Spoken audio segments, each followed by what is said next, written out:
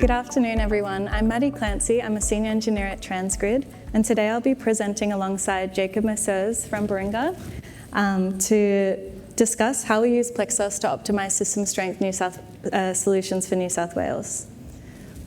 Before we begin, we would like to acknowledge the traditional custodians of the land that we're gathered on today, the Gadigal people of the Eora Nation, and pay respects to elders past, present, and emerging. I'd also like to extend that respect to any Aboriginal or Torres Strait Islander person here with us today. In today's presentation, we'll begin with the broader context of system strength in New South Wales, then outline the modelling approach we've adopted, including how we use PLEXOS to optimise a portfolio of system strength solutions to meet future requirements. We'll then go through our key modelling outcomes and discuss how we use these results to develop an implementation plan for New South Wales. At the conclusion, we'll wrap up with questions and answers. For those in the room who may not be familiar with Transgrid, Transgrid is the transmission network service operator for New South Wales and ACT, responsible for planning, operating, maintaining and upgrading the high voltage transmission network. We manage Australia's largest transmission system, spanning more than 13,000 kilometres and supplying around 3.7 million homes and businesses across New South Wales.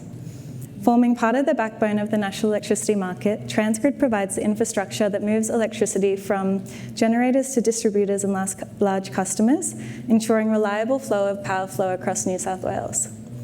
Transgrid plays a central role in the energy transition through the planning and delivery of major transmission projects, including QMLink and Project Energy Connect, enabling the connection of new renewables, storage and renewable energy zones, and preparing the grid for retirement of coal generation and higher levels of variable renewable electricity.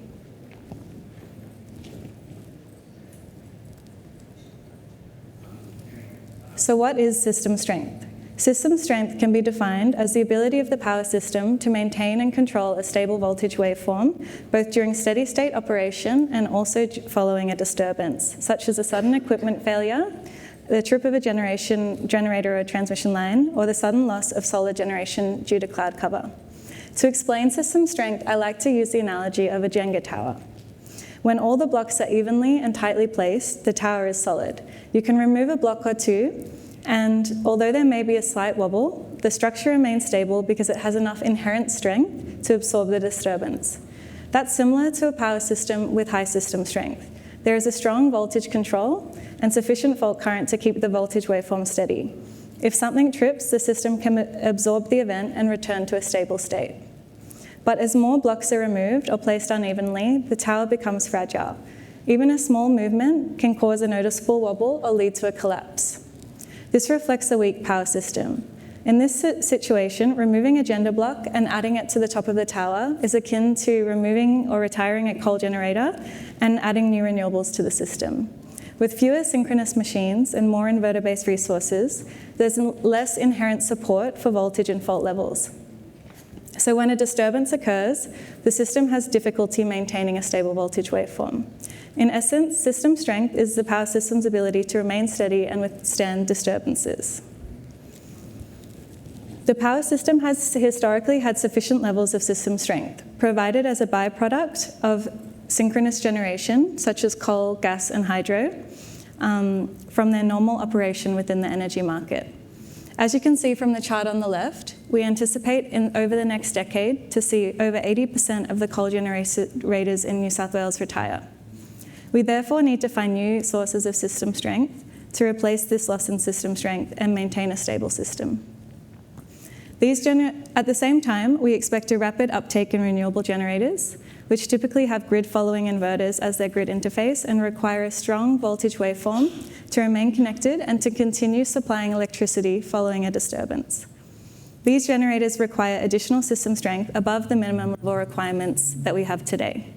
You can see on the chart on the left, our minimum level requirements are depicted, on the chart on the right, our minimum level requirements are depicted in grey, and the different shades of purple represent the growing requirements for our efficient level to support new renewables as they continue to connect.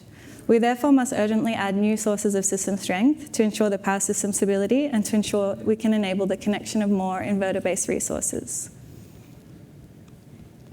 So how will system strength be managed? Under the National Electricity Rules, Transgrid has been made the system strength service provider for New South Wales. This means that we must proactively ensure that there is sufficient system strength available to ensure the safe and secure operation of the power system, referred to as the minimum level system strength requirements, and to facilitate stable voltage waveform of new IBRs, or inverter-based resources, across 6 separate nodes in New South Wales, referred to as the efficient level requirements. These requirements began from the 2nd of December last year. In the operational timeframe, AEMO will monitor system strength and enable contracts for system strength services when required to fill any forecast gaps.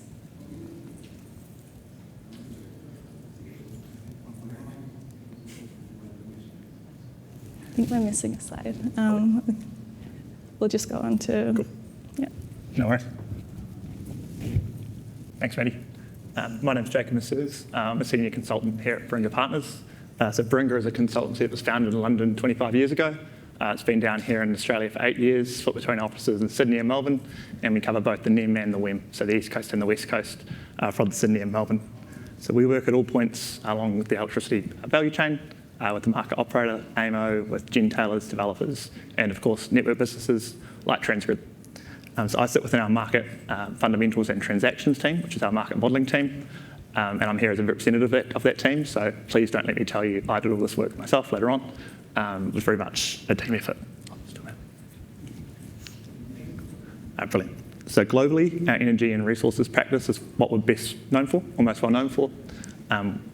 We've got 20 years of experience using PLEXOS and Energy Exemplar, modelling more than 60 power systems across the globe. So there's a lot of institutional knowledge in PLEXOS within this team, and we used a lot of that and pulled in a lot of resources from different experiences for this modelling as well. So, recognising the unique situation that I'm in, which is surrounding a room with people actually interested in the mechanics of PLEXOS itself, I'm going to take this opportunity to get a bit geekier with the modelling methodology than usual for these kind of presentations. So, yeah, please indulge me. Because of time, we're not going to be able to cover every point in detail. And so we've tried to highlight the most interesting components of this work with respect to PLEXOS and using it for some interesting analysis. And this is what we've something we've termed portfolio formation. So that's what I'm going to focus on today.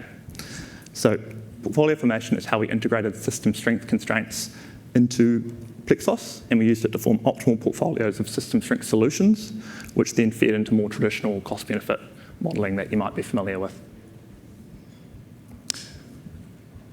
Brilliant. So, sorry, if I just jump back quickly. So in my mind, how we use PLEXOS to form these portfolios of solutions is the most interesting component of this work. And we're just missing a slide normally, so I might just talk ad lib to this, but traditionally, when networks do kind of this cost-benefit assessment modelling, you set your assumptions, you agree upon your energy only or kind of base background from which you conduct further analysis, and then you do assessments of the different options. So you say a network would do its own analysis, consult with stakeholders, and then take a few options forward of a typical network augmentation, and then you'd assess it against the do nothing case to see if it stacks up and see if you should proceed with it.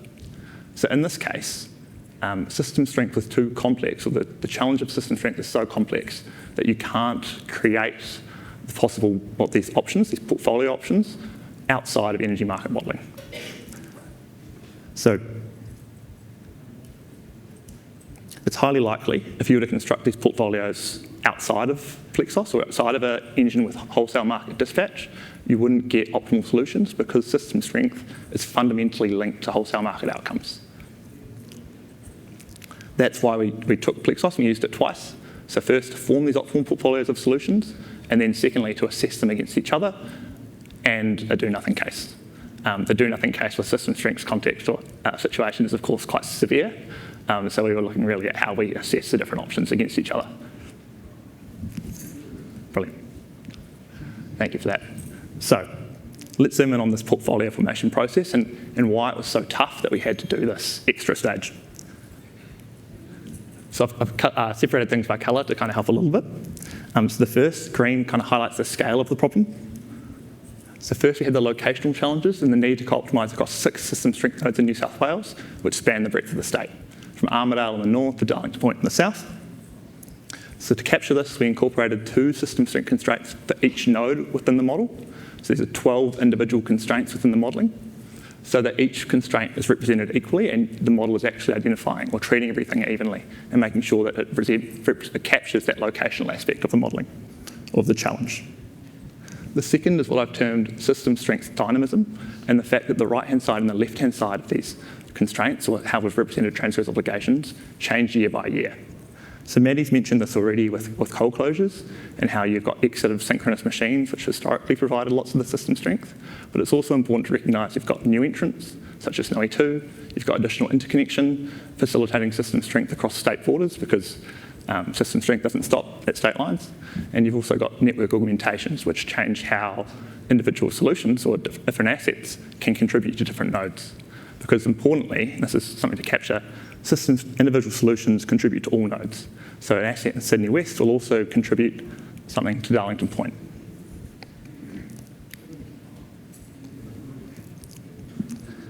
Brilliant. To do this successfully, we worked really closely with Transgrid's power flow modelling teams and integrated PSSE and PSCAD learnings into the PLEXOS formulation.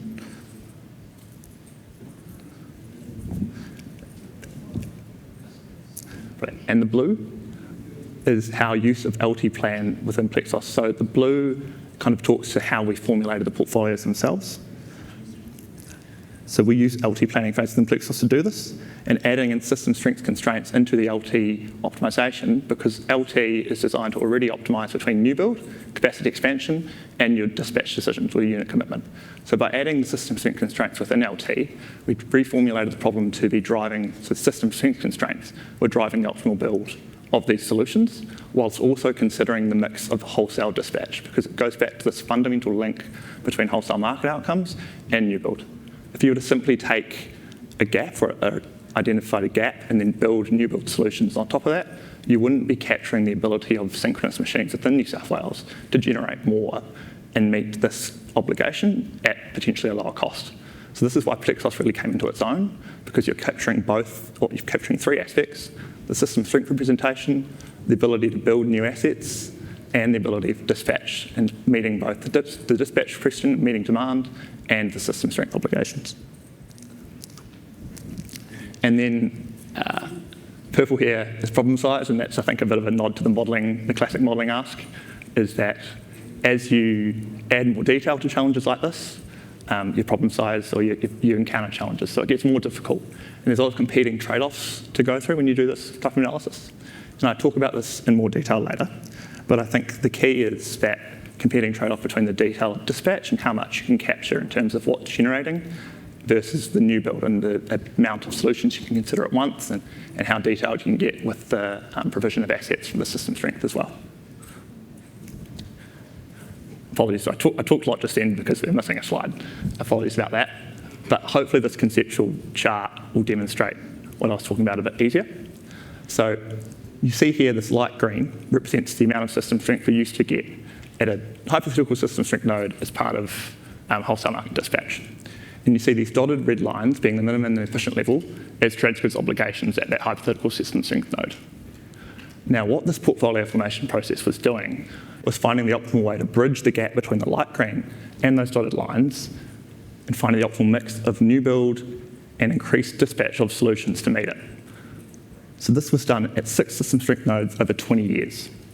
So hopefully this kind of illustrates not just the competing trade-off between new build and redispatch, but also the locations as well, and the minimum and efficient levels, because we know that different technologies provide are better at providing to the minimum or the efficient, such as grid-forming batteries. So we can't get into that right now. I know that's probably a hot topic, but there's in the public market modelling report, there's a lot of detail on how we treated those, and of course, these assumptions will be challenged and refined through time, I'm sure. But within this, it was important also to recognise that grid-forming batteries, for instance, were better suited to host renewables and meet that efficient level that meet the minimum level as well. So you can see why we split out those constraints. And I can go into a bit more detail on these constraints as well, so the right-hand side. So we worked really closely with Transgrid to define constraints which change year by year, but also reflected credible contingencies as part of the work. to ensure that we were meeting a secure system. And we also included, just because of problem size and tractability, we also included the interstate transfers as part of the constraints and changed them year by year. Because as much as we would have liked to model the whole NEM and every units dispatch and provision to New South Wales, we encountered difficulties. We weren't able to do that, unfortunately. I'll now pass to Maddie to talk about how we represented the left-hand side and of the constraints. Thanks, Jacob. So there's no single solution or a silver bullet to meeting the system strength need. Transgrid assessed Transgrid-owned network solutions at 23 different locations in New South Wales, including grid-forming batteries and synchronous condensers. For those of you who haven't heard of a synchronous condenser before, it's essentially it's a synchronous machine, and it's essentially operates as like a generator or a motor, but without a load, and so it doesn't produce electricity, but it provides the essential system security services. We also released an expression of interest for non-network proponents, and this sought to seek services for system strength from different providers across New South Wales, and we received over 60 responses for different individual solutions from 30 different proponents. This included coal, gas, hydro, biomass, synchronous condensers, grid-forming batteries, as well as compressed pumped air storage.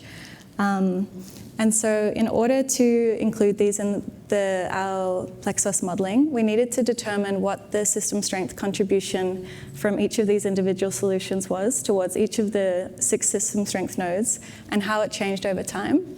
The next few slides, I'll go over the complexity of this and some of our power systems modelling results.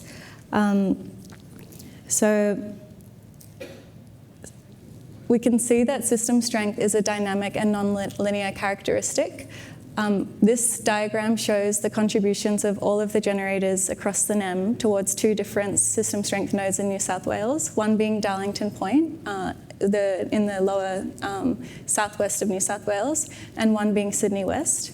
What we can see here is that the larger generators, which are closer to the electrical nodes, electrically closer to the system strength nodes, have thicker lines, and their contribution is denoted by the thickness of their lines here.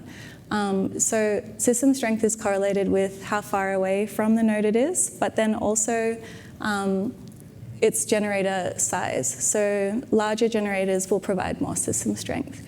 And you can see if you pick any given generator on the map here and look at its line towards Darlington Point and then towards Sydney West, its thickness will vary. And that's because the contribution will be stronger to whichever node it is closer to. This chart shows a similar concept. It's showing the contribution of a synchronous condenser at Newcastle towards all of our 6 system strength nodes across New South Wales.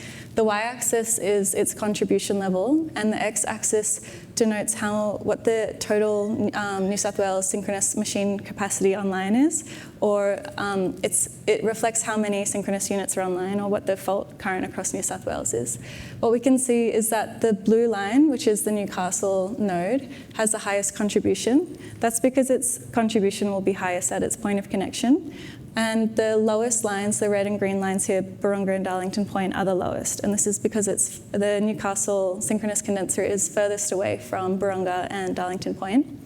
What we can see is that the Newcastle contribution remains flat, independent of how much synchronous capacity is online across New South Wales. And this is because it's unaffected by what other capacity is on when it's at its point of connection.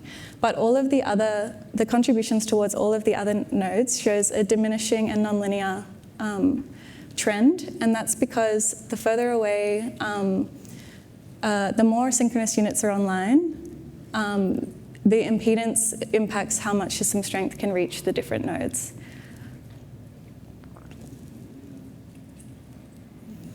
And this chart here shows the system strength contribution of a Newcastle synchronous condenser to the Armadale node over time. What you can see is that in 2033 and 2035, there's a step change increase in the contribution of the Newcastle Syncon to Armidale, and that's due to the New England RES transmission upgrades. These transmission upgrades reduce the impedance in the network and allow for the contribution to be higher. So this is why when we captured our coefficients, we varied them depending on the transmission network to reflect these changes. So based on our understanding of these dynamics using power systems modelling, fault level coefficients were calculated and assigned to all synchronous units in the modelling, including coal, gas, hydro, pumped hydro, and our network solutions such as synchronous condensers. We varied these contributions year on year to reflect the dynamics such as transmission upgrades and also retiring generators from the system. We did not vary the coefficients between individual dispatch units, and this was a simplification made due to tractability challenges. And to ensure that system strength provision was accurately captured, we performed an iterative approach and we fine-tuned the coefficients carefully by feeding in the half-hourly dispatch outcomes from Baringa's PLEXOS dispatch market modelling into power systems modelling, and we calibrated until the coefficients accurately reflected what we were seeing out of the model. So this approach allowed us to quantify system strength provision from the available solutions in the model and to implement system strength constraints so that we could meet the requirements in any given period. Thanks, Maddie. So now that we've tied the kind of right-hand side of these constraints with structure and PLEXOS with the left-hand side, so how the requirements were set, and then how we calculated coefficients or provision of individual units to these constraints, I want to take some time to talk about the challenges of this portfolio formation approach and the challenges of integrating system strength within PLEXOS and doing this kind of really interesting analysis within it. I'm realising the time's gone red, so I'll be a little quick. But the first point which I wanted to talk about is the ability to manage competing trade-offs within PLEXOS and the kind of all this functionality that EE is really designed within the optimisation shell. You can really achieve some quite interesting and really quite exciting outcomes by pushing it a bit and by really going and using kind of the functionality in ways which probably weren't intended initially. And so we spent a lot of time really testing and prototyping, and we're really happy with how we came away with some of these results. Like the way we reflected the non-linear provision of units was really brilliant, and it came from really testing and prototyping within PLEXOS to see what we could do. The second point is the importance of synchronous unit dispatch. So I've gone on about finding this optimal mix of redispatch or increased dispatch of what units we already have versus new build. And what's important is that when you're doing the build, that optimisation, usually it's quite a high level dispatch outcomes. And we spend a bit of time and challenges to really make sure that our synchronous units, or our coal, our gas and our hydro, had detailed and realistic dispatch outcomes, because system strength is a function of whether a unit is synchronised or not. It's not about, a linear of 0.3 of the unit. It's about, is it generating above its min-stable level? Is it synchronised to the grid? And so we spent a lot of time making sure we had that dispatch in the LT phase, when normally you kind of capture that detail in the ST and subsequent modelling phases. And then also the wholesale market impact of solutions, because system strength is so tied to the wholesale market outcomes. Your new build solutions will of course have impacts upon the wider wholesale market as a result. And so we really made sure that the new build solutions could also contribute. So if you're building new storage, for instance, with grid forming inverters, the ability of that to lower the total system cost and kind of dispatch efficiently was reflected as well in the modelling. And these are kind of the three big challenges and then ways to face them. So we've got time to quickly whiz through the results. And so this map here is brilliant, and it's a snapshot in time, and it demonstrates the preferred portfolio option from the modelling, or the packer, and this is portfolio option 2. And as you can see, this represents the mix of the preferred mix of new build solutions at FY 32-33, so 10 years, or roughly 8 years into the horizon. You can see clearly synchronous condensers built in Newcastle, Sydney West, areas around where you had minimum level shortfalls, the minimum fault level where synchronous units used to be. You can also see solutions such as grid forming batteries, which we identified earlier as being able to be better suited for hosting renewables, coming out in the reses such as Wellington or Armidale in New England, where we forecast new renewables to be located. So that's really important for me, is to demonstrate both the way we're able to capture the locational aspects of this modelling within it, and then also the different requirements of the minimum and the efficient as well. Of course, this is only one side of the solution, or one side of the coin, as I keep talking about. And so the modelling identified redispatch of existing assets or synchronous units as another major part of this, or a crucial part of keeping New South Wales secure at least cost. And you can see here both the amount of redispatch required, so the gap between the kind of filled areas and the green lines. That's the additional operating hours required by synchronous category. And it highlights again the importance of having really accurate energy only, or kind of projections around what we expect to be running, so that you can see what is able to generate more when you have shortfalls or when you see shortfalls in the system. Thank you very much. I'll pass to Maddie to wrap things up. Oh, I'm missing slides. There we go. Thanks, Jacob. I'll finally discuss how we use the system strength outcomes to implement solutions in New South Wales for system strength and the key takeaways of this project. Now that we've identified the optimised portfolio of system strength solutions for New South Wales, Transgrid will work on delivering this portfolio of solutions. In September last year, the New South Wales Government directed Transgrid to deliver synchronous condensers at 5 separate sites across New South Wales as a priority network infrastructure project. This was a direct result of the modelling, which showed that the urgent delivery of synchronous condensers was essential to maintain system strength in New South Wales. Transgrid has completed a global tender process and awarded the supply of the first order to GE Vernova. Construction is expected to commence in 2026, with energisation expected from 2028. Transgrid has also commenced a first tranche of contracting with grid-forming batteries, and we're expected to do an annual tender process for grid-forming battery services for system strength, ultimately achieving 5 gigawatts of grid-forming battery contracts by 2033. In terms of our non-network synchronous machine contracts, late last year we signed a contract with Snowy Hydro for operation of their Tumut 3 units in synchronous condenser mode.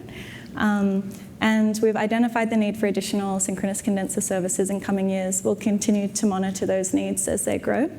And we'll continue to monitor any other changes in the energy market and how they will affect our portfolio, and make sure that our portfolio remains robust.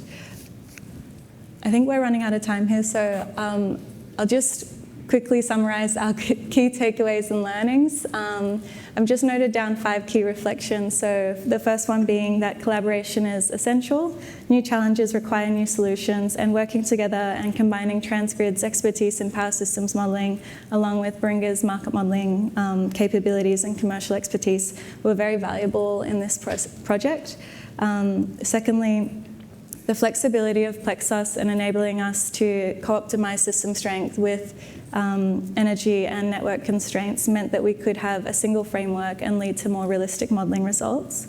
Thirdly, the energy transition is moving at unprecedented pace, and so developing tools and teams that can adapt in these circumstances and prepare for the future is essential for us to make decisions under uncertain conditions, as well as scenario testing, which enables us to understand what different future states of the world will look like and make sure that these decisions are robust to various different states of the world.